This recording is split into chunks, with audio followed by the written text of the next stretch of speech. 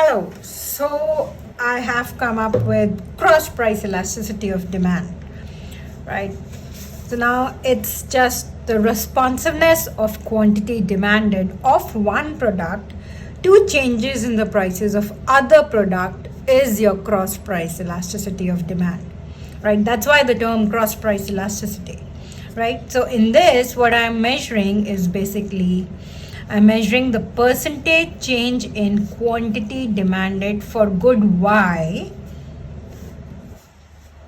over the percentage change in price of X. Now that's important to understand, right? So basically I'm looking at the impact of changes in the price of X, whatever be my X product is, that's one product. What's the impact of the change in the price of X on the demand for good Y. Okay, so there are two products involved here. All right, now that's why the term is cross price elasticity of demand. Okay, now your cross price elasticity of demand, again, it can be like positive or it can be negative. Okay, if it's positive, then it's basically the two goods that we are talking about are your substitute goods. So if for two goods we have a cross price elasticity, if for two goods we have a cross price elasticity, a positive number that is greater than 0, then we say that the two goods are substitute to each other. However, if a cross price elasticity is negative, it's less than 0, then we say, if it's negative, less than 0, then we say that the two goods in consideration are complement to each other, or they are complementary goods.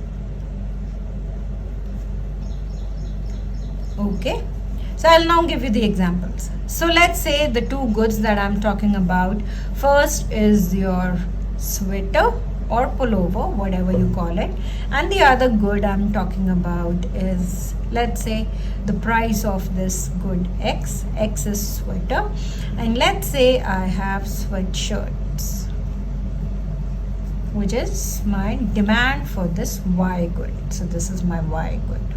Okay, so now if I want to see what's the relationship between these two goods, okay, then let's say if I see that as the price of X increases, so if the price of sweater increases, first effect, what is it? That the quantity demanded for X, that is the quantity demanded for the sweater, will go down, right? This we discussed in my previous videos, right? However, if this is happening at the same time, what is also happening is that with the increase in price of sweater, my demand for sweatshirts is going up. Okay, because sweatshirts, let's say people find that sweatshirts can be substituted for your sweater, or let's say they find it relatively cheaper and they do the same thing, and the demand for my sweatshirts are going up. If my price of sweater is going up, then I term these two products, my sweater and my sweatshirt, as substitute goods, because the relationship between them is positive. But again, I'm telling you, remember, we are talking about the price of one good and the quantity demanded of the other good. So we are not here, I am emphasizing, we are not here looking at the impact of price of sweater on the quantity demanded for sweater. We are not looking at that. We are looking at the price of sweater, the impact of price of sweater, increase or decrease on the demand for your sweatshirts. Okay. However, let's say, I mean, another way of just looking at it is, let's say if I say, okay, the two goods I'm talking about is one is sweater and the other is shoes. Let's say, okay, it's a hypothetical example. So let's say the price of this sweater increases. This is my good X, it increases, and there is no change. There is no change in my demand for this good Y. There is no change, right? It remains constant. The two goods are not really related then, right? So my price of sweater is not affecting my demand for shoes at all, let's say. Then I cannot term these two goods as substitute goods. Do you understand me? Only if I get a positive relation between the price of one good and the demand for the other good, then I term them as substitute goods. Okay? Okay? All right. So now if I go on the graphical representation of this, I hope you understand that the graphical representation will be a positive curve, right? So now just look at this carefully. Here on the y-axis I'll take price of X, right? And on the y-axis I'll take price of X, and on the x-axis I'll take quantity demanded for Y. So I'll take price of one good and the quantity demanded for the other good here. And since there's a positive relationship, the demand curve will be an upward sloping curve. So as the price of X increases, the quantity demanded for Y increases.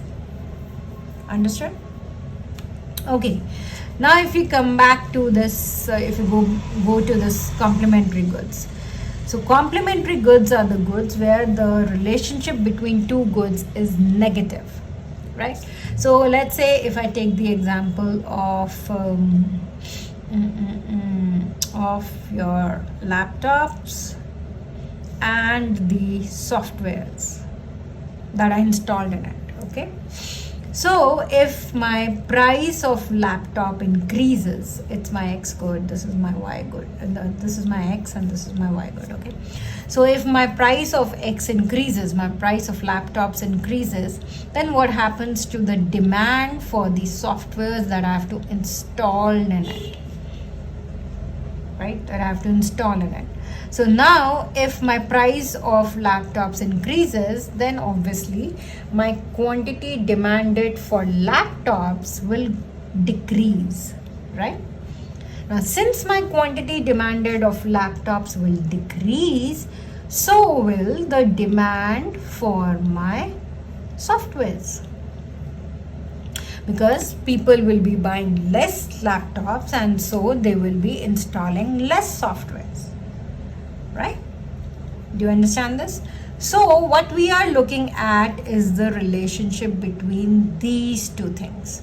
So as the price of my X good increases, that is of laptops increases, then the demand for these software decreases. So there's a negative relationship between these two.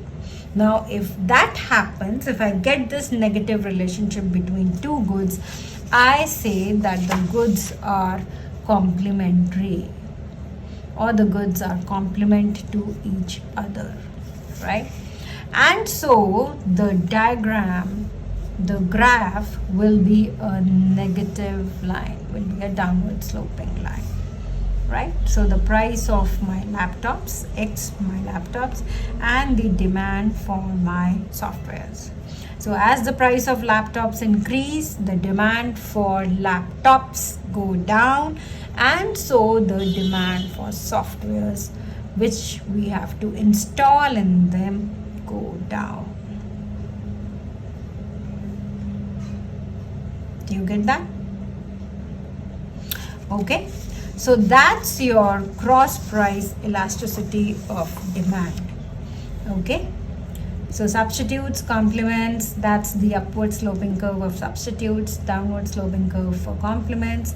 Again, you can have a number of examples: tea and coffee, sweatshirts and sweaters.